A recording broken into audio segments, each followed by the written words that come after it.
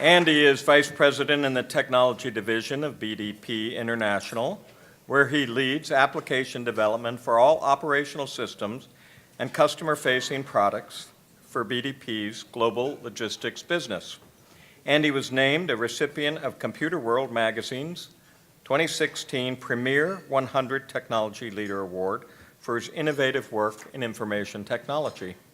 He was nominated for this award by Penn State Abington, where he's a dedicated volunteer on the advisory board, as well as Alumni Career Services and Alumni Mentorship Programs. One of his colleagues wrote, "Andy is a business leader who gets things done." Andy is highly respected and well-liked, as he exemplifies the qualities that have defined our success at BDP. I'm pleased to present the Alumni Fellow Award to Andy Santacroce.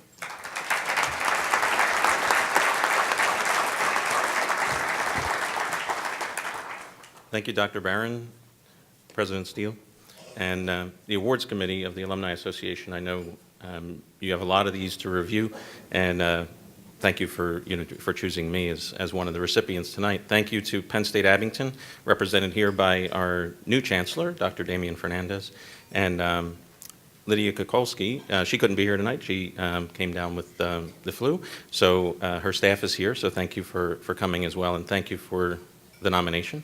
So I think we heard a lot tonight, kind of a common theme, and when I was thinking about tonight, I thought about two different quotes that I've used. One is from our alma mater, "Thou didst mold us, dear old state," and the other one is from Althea Gibson, who was a historic athlete that kind of changed the game, that said, "No matter what achievements you have in life, someone helped you." And I think what you heard tonight is that the 24 of us that are nominated and receive this award tonight, it's not about us. We're the result of what happened. It's really about everybody else who's in this room and our extended community of people that helped us get to where we are. And tonight, the guests that I have here, either representing people that the people that are here or people that were unable to make it, are really, in my case, those people that did help me.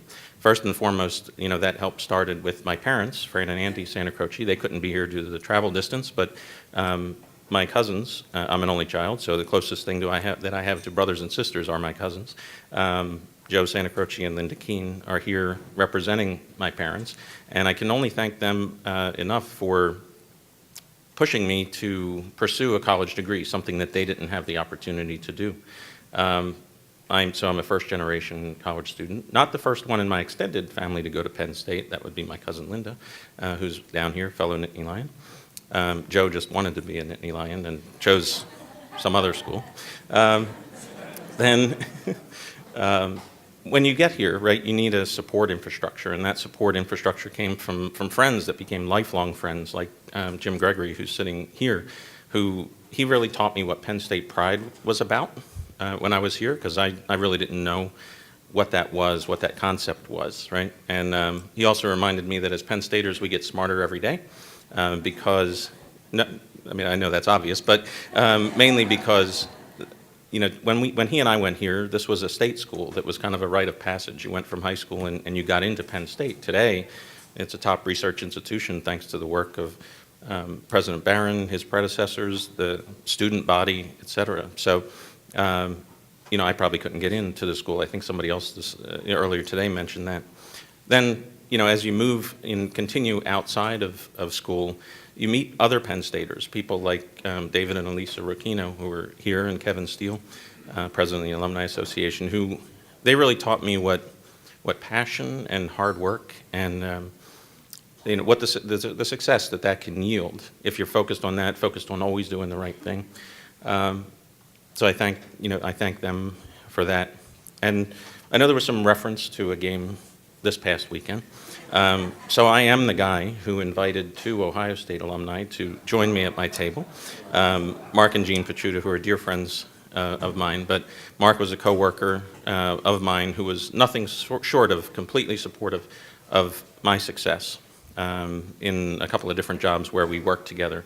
I thank him for that. I think it was probably born and bred in the fact that he is a at the time, he was probably a reservist, but now retired Navy captain. And I wanted to thank Mark, as well as any other veterans, reservists, active military in the audience for their service to our country.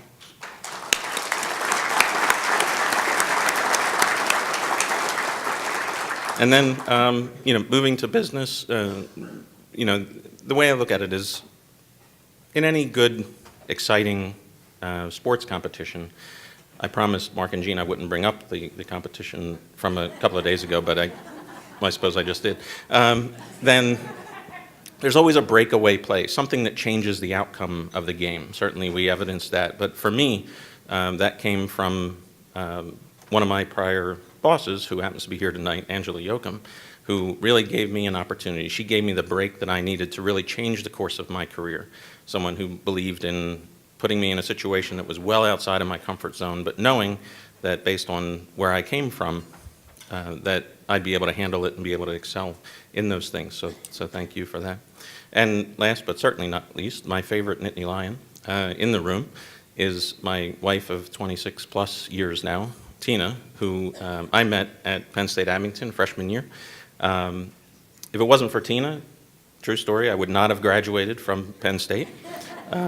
She was probably an A-plus student. I was not.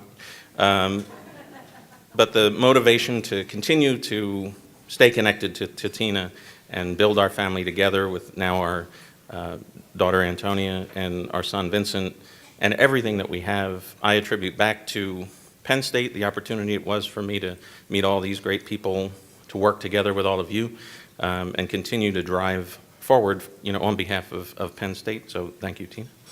And then, last but not least, I think Kevin earlier today mentioned, "May our lives but swell thy fame," another quote from our alma mater.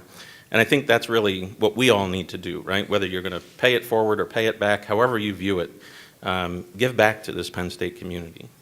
Help others, help other Penn Staters, certainly help everybody, but certainly Penn Staters that are out there.